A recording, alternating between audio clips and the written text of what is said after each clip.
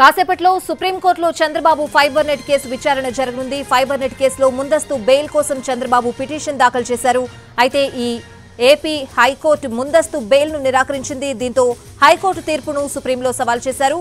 మధ్యాహ్నం 3 గంటలకు justice Anirudh Bose, justice బేలాయం త్రివేదిల ధర్మాసనమే Chandrababu petition ను విచారించనుంది. ఇక ఇదే అంశానికి సంబంధించిన లైవ్ అప్డేట్స్ తెలుసుకుందాం. మా ప్రతినిధి రాజు ఢిల్లీ నుంచి లైవ్ లో ఉన్నారు. రాజు,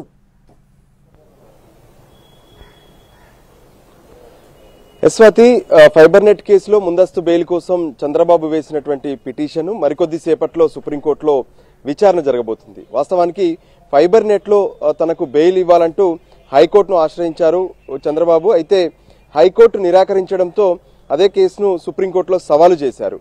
అయితే ఇప్పటి వరకు గతంలో అంటే పలుమార్లు ఈ ఫైబర్ నెట్ కేసు లిస్ట్ అయినప్పటికీ కూడా విచారణ సందర్భంగా మాత్రం వాదనలు జరగలేదు. తదుపరి వాయిదా వేసినటువంటి పరిస్థితి కనిపించింది తదుపరి విచారణ.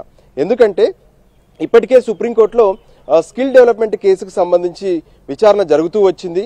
సో దానిపైన పెద్ద ఎత్తున వాదనలు కూడా జరిగాయి. అయితే స్కిల్ డెవలప్మెంట్ తీర్పు తర్వాతే ఫైబర్ నెట్ కేసు విచారణ ఉంటుందని చెప్పి సుప్రీంకోర్టు ధర్మాసనం స్పష్టం చేసింది. జస్టిస్ బేలాయం త్రివేది, జస్టిస్ అనిరుద్ బోస్లతో కూడినటువంటి ధర్మాసనం స్కిల్ డెవలప్మెంట్ తో పాటు ఫైబర్ నెట్ కేసును కూడా విచారణ జరుపుతున్నారు. సో నిన్న ఎప్పుడైతే స్కిల్ డెవలప్మెంట్ 17A కు సంబంధించినటువంటి జడ్జిమెంట్ ఇచ్చారో అందులో ఇద్దరు జస్టిసులు కూడా వేరువేరుగా భిన్నాభిప్రాయాలను వ్యక్తం చేశారు. సో దాంతో ఇప్పుడు ఆ కేసుకు సంబంధించి మరోసారి విస్తృత ధర్మాసనం ముందుకు వెళ్లే అవకాశం స్పష్టంగా కనిపిస్తుంది.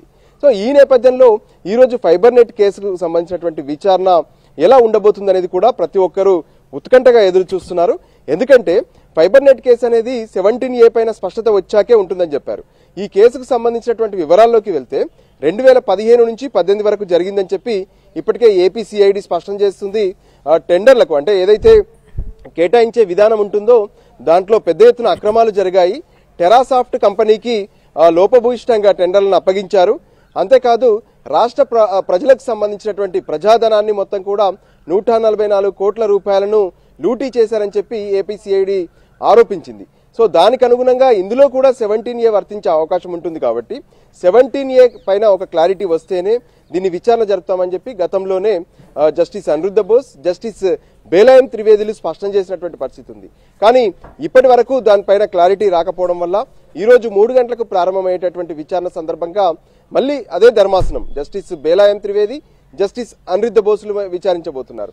ఈ సందర్భంగా మరి ఎటువంటి కామెంట్ చేయబోతారు, ఏ విధంగా విచారణ ఉంటుంది, వాదనలు ఉంటాయా లేదంటే మళ్ళీ విచారణను వాయిదా వేస్తారనేది కూడా కొంత ఆసక్తి నెలకొన్నటువంటి పరిస్థితి కనిపిస్తుంది.